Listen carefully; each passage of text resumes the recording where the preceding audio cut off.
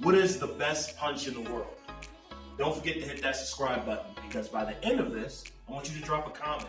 Let me know what you think is the best punch in the world. So today we're going to cover 4 base punches. And again, you decide what's the best punch in the world. You cannot feel this energy. Jab. That's the first punch we're going to talk about. It's a lead hand, straightforward attack. Now, there are different ways of delivering the jab. So in your training, let's cover a couple of those ways. So the first way is a simple touch. A touch is like a provocation, trying to create a response. The second way, power, where people actually get knocked out with a jab. The next one is a corkscrew, where I'm rotating the body to generate a little bit more power. Then you have vertical. Now with a vertical jab, you see a lot of this in the Wing Chun arts. This will be a vertical jab. The next one is body. So we're simply changing the level of attack. So you decide, is it jab? Again, the jab is a fantastic punch. It's personally one of my favorites because it's off the lead hand. And being that it's off the lead hand, before the opponent gets me, they got to get past the jab. Again, the jab has excellent attributes for focus. It has excellent attributes for power. It has excellent attributes for speed. It's an overall great punch. But let's move on to the next. The cross. Yet another favorite. With the cross, it comes off the backhand. Now, how you throw the cross is pretty much identical to how you throw the jab. The only difference is that you can actually generate more power off the cross because it's your rear hand, and you can also pivot your body. That's called kinetic linking. So let's talk about it. With the cross now, the cross, I can pivot my body to generate power. I can also do a corkscrew, and of course I can do vertical as well. Now the Gi Kazuki, or the reverse punch, it's another variation of the cross. Now the difference between the cross and the reverse punch is simply interpretation and stance. Again, the cross is a fantastic punch. A lot of major knockouts you see or witness happen off that rear hand for the simple fact that the rear hand has more reach than the lead hand, and you can generate a tremendous amount of power because you can pivot from the ground up. So again, stay tuned for the next punch. All right, the hook. The hook is a fantastic punch, and it's extremely sinister. A lot of great fighters utilize the hook, especially off good footwork. Not saying that they don't use it for the previous 2 punches we talked about, but that hook is a peripheral attack that travels on a great horizontal line. So with the hook, the big question you get, should it be palm down or palm facing you? Believe it or not, that's really a preference. A lot of fighters like the palm up because that helps generate more power. A lot of fighters like the palm down because it can really get the point of impact to those knuckles. As long as you have a straight wrist, good elbow, and excellent joint alignment, the hook is a fantastic punch.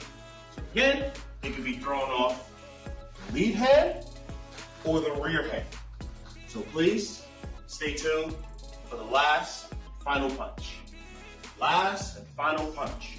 Again, don't forget to subscribe. Don't forget to drop a comment and let me know your favorite punch. So now we're going to talk about the uppercut. Now the uppercut travels on a vertical line opposed to a hook that travels on a horizontal line. For our next video, we're going to be talking about how martial arts correlates with different directions. So for the actual hook, with the actual uppercut. With the uppercut, it travels straight up. This can be thrown off the lead hand or it can be thrown off the rear hand. With the uppercut, we want to generate our body and drive up. Now, a lot of people have a tendency of lowering their hand and then bringing it up. Now, the big question, is that a good thing Is that a bad thing? Last and final punch. Again, don't forget to subscribe. Don't forget to drop a comment and let me know your favorite punch. So now we're going to talk about the uppercut. Now the uppercut travels on a vertical line opposed to a hook that travels on a horizontal line. For our next video, we're going to be talking about how martial arts correlates with different directions. So for the actual hook, with the actual uppercut. With the uppercut, it travels straight up. This can be thrown off the lead hand or it can be thrown off the rear hand. With the uppercut, we want to generate our body and drive up. Now, a lot of people have a tendency of lowering their hand and then bringing it up. Now, the big question, is that a good thing? Is that a bad thing?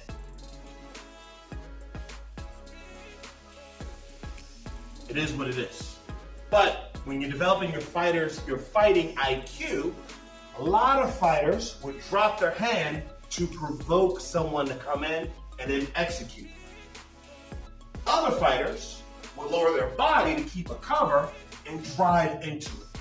This way, they can execute, keep a good shell, and deliver more power. Again, the hook is fantastic. Again, the uppercut is fantastic. You can be aiming for the chin or hitting to the body. Now, there are different variations of delivering an uppercut-like hand technique. You could be doing a shovel punch to the splint or the kidney. So there you go. What is the best punch in the world? To really then answer that question is really based on you. The best punch in the world is the one you make it to be. That is the best punch. You prefer a lead hand, you prefer a rear hand, you prefer peripheral or vertical, it's really up to you. It is the punch that gives you the best confidence. Now granted, you should be developing all your punches to be the best well-rounded individual that you can be.